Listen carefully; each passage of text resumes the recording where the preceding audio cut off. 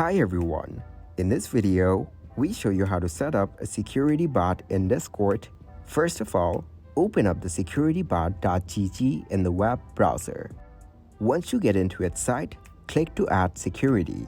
You will be redirected to the Discord page where you can select the server you want to invite the bot to. Click on Continue. Take note of the administrator permissions when you're granting the bot. If you're comfortable with that, click Authorize and complete the human verification. Then back in your Discord server, you will notice the bot has been successfully added. Now, return to the website. Log in with your Discord account and you'll be redirected to the dashboard. Then ignore the premium plan advertisement. We're focusing on setting up the server.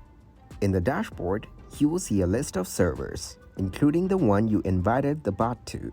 Check the role hierarchy.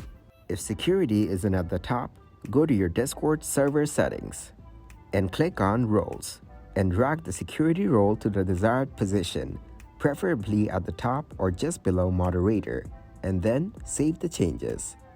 Now, back in the dashboard, you can explore various settings such as verification, anti-raid, beast mode, anti-quantity spam, and more. For anti-raid, make sure to enable it and configure the settings.